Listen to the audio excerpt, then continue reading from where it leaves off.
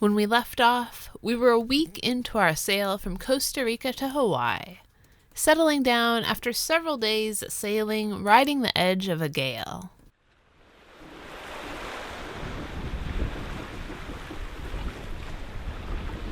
Well, good morning, everyone.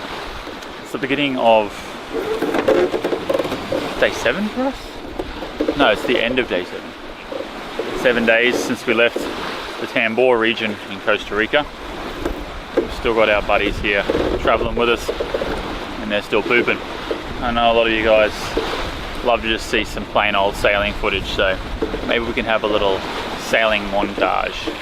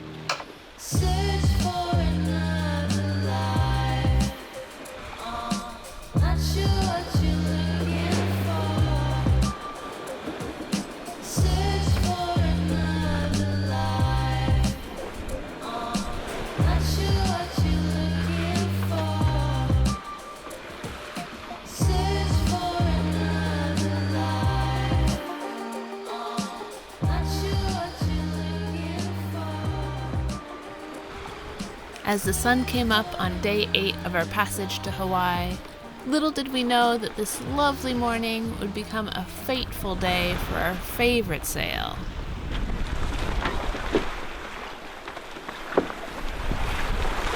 After a very smooth 48-hour light downwind run, all of a sudden our spinnaker went boom, and just like that, it was gone. Well, that's a bad day. We rounded up a little bit, got a little puff of wind, and bye-bye spinnaker. And it just totally blew up. The leech and luck were still there, tack and the glue, and everything else went bye-bye. While we were very sad to lose our favorite sail, we honestly weren't surprised. Our asymmetrical spinnaker has gotten a lot of use and spent many hours and days on end flying in the relentless tropical and desert sun, which has taken quite a toll on it. Oh, back there she lies, our favorite sail, that pretty gorgeous spinnaker, died today. It's a sad day. We got it up on deck, just drying out there from it being in the water. Once it dries, we'll put it away, shove it in a locker somewhere. Maybe see if we can probably salvage the sock. Should be fine. It's a nice sock, so that'll be good. Now we got the Genoa pulled out, main out, and we're making really good time. We're doing like over 6 knot average today, which is awesome. Sun's going down, and we got a full boat of hitchhikers up here again. All those red-footed boobies.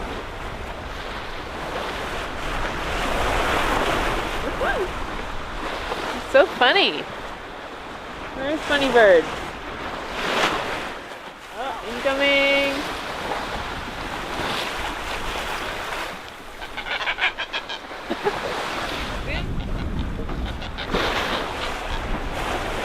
Like, dude, your wings over my head. 2 more incoming, 3 more. Today begins day 8. Second week. Second week.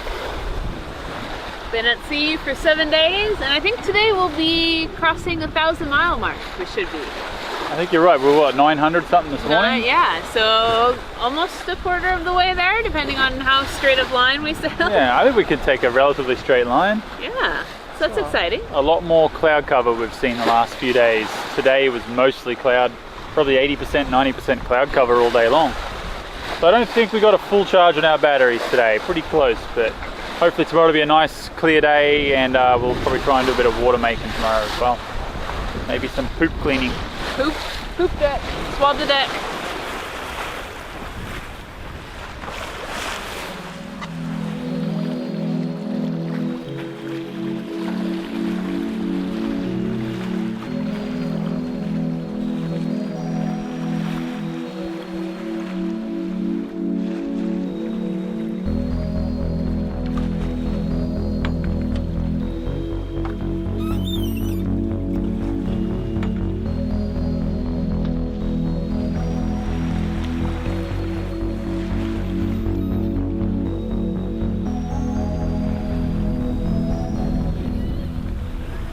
What that thing is back there, pretty crazy looking. Like, it kind of looks like a tornado starting to come out of the clouds, like to come down and become a waterspout. I'm not sure. We've never seen anything like that. Didn't expect to see it. It's pretty calm weather, but it's definitely moving, and I don't know if it's our imaginations, but I feel like we can see it spinning too. Pretty crazy. It'll be like the movie Twister. Yeah. And it can study it. A little close for comfort. It is a bit close for comfort. I don't know how far away it is, but it can't be too far, not more than a couple miles. These clouds all came out of nowhere. We weren't really expecting any convection or anything like that. Yeah, it was a pretty clear day, and all of a sudden we looked out, there were some big dark clouds and that thing. If anyone knows what causes that, it would be really interesting to know.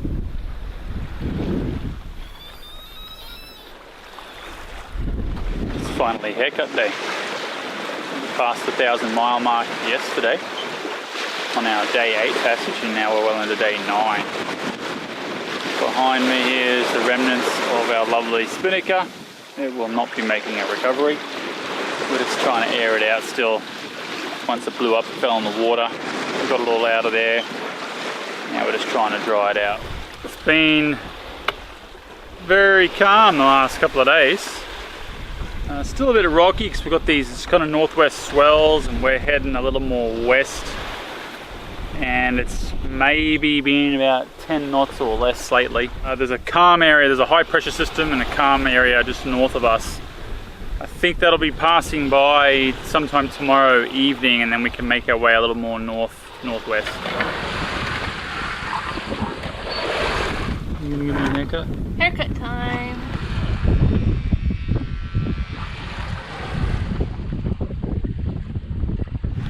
Well, how does it look? Haircut, it's done. Hillary got covered in the hair because it's all blowing backwards today. But now it's time for bathing and then probably another podcast.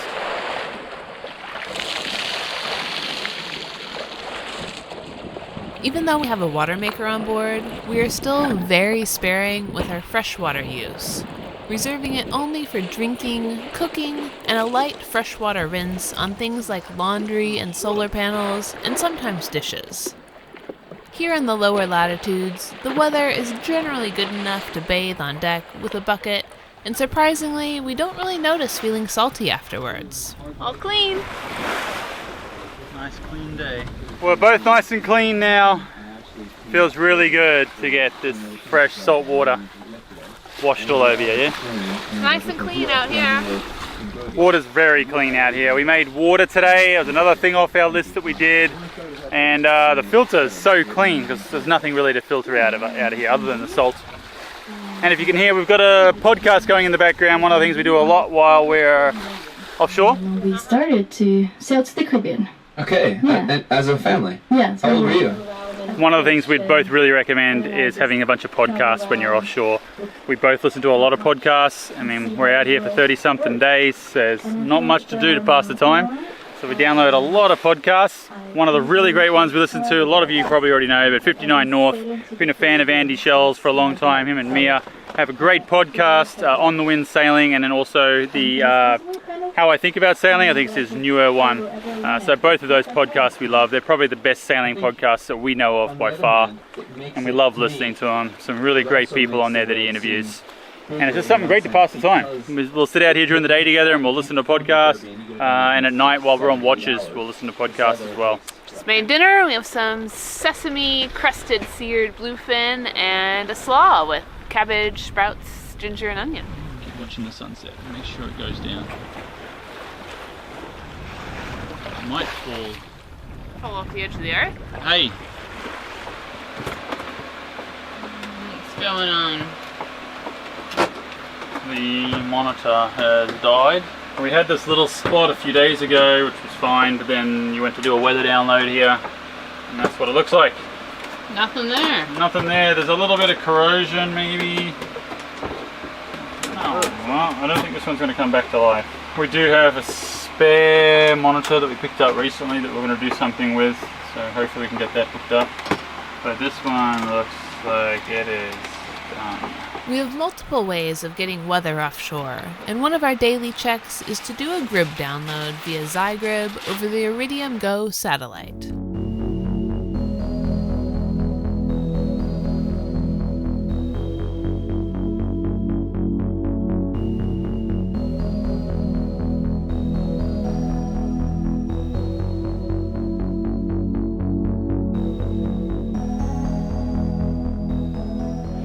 Now, a lot of times it's always good in the evening as the sun goes down is to take a reef in your sails.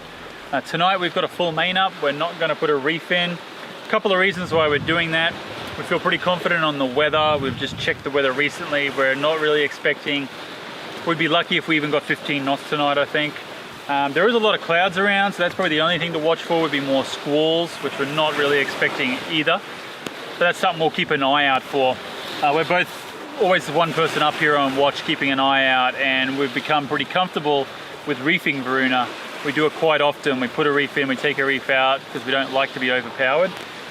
So it's not really that big of a deal for us to put a reef in the middle of the night once we're on a shift change or if we need to get up in between shifts and reef it.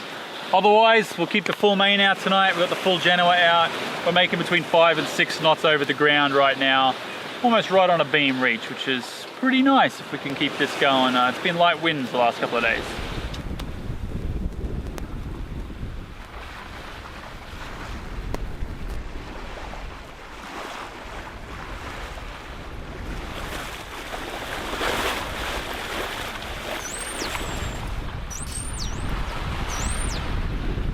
As the sun came up on the morning of day 11, we were treated to a special singing surprise.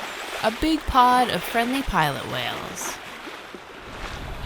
Giant pilot whales coming right with us. So slow, they're like right beside us. Look at him right here underneath us. Oh, the baby. You see the baby? He just jumped out of the water.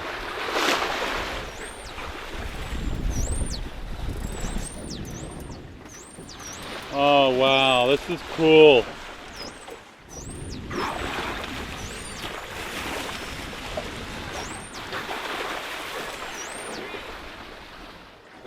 Wow, what a way to wake up. It's like 7:30 in the morning. All of a sudden Ty started yelling at me to get up, and we have a huge group of pilot whales swimming along with us. They're kind of like dolphins, but much larger, a big rounded head, and they're swimming alongside the boat, jumping. One jumped right next to the boat and splashed water inside the cabin. Really cool.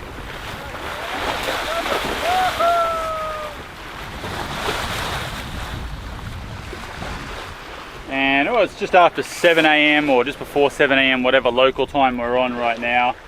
And I was on the computer down there and I started hearing this loud, almost like a meowing, like meow, meow sort of sound. Probably wasn't quite like that, but you know. Whoa, there he goes.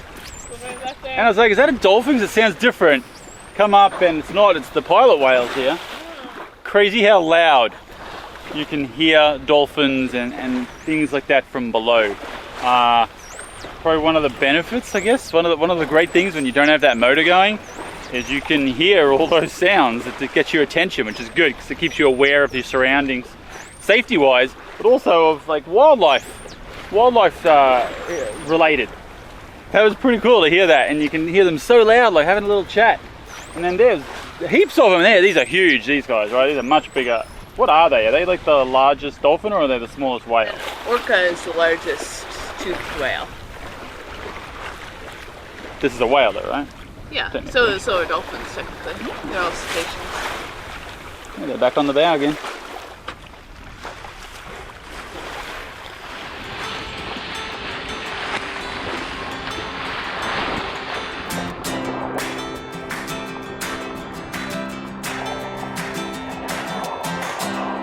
It's days like this when you truly appreciate being out in the middle of nowhere, but somehow in just the right place.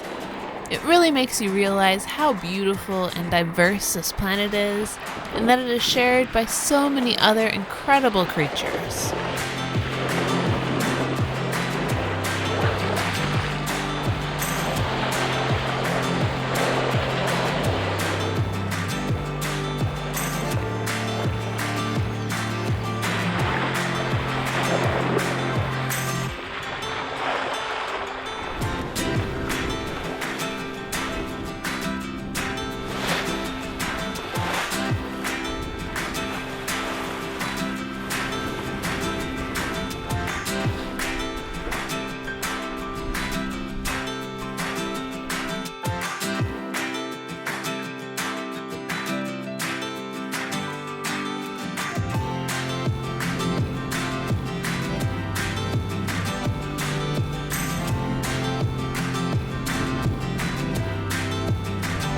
This area of ocean was prime red-footed booby roosting area. Every night, we collected a batch of 3 to 8 boobies roosting up on the bow, busying themselves preening, and then somehow sleeping and balancing throughout the night, leaving a nice mess behind. We were happy they had picked the bow themselves, because of all the places, that was probably the best spot for the mess to be.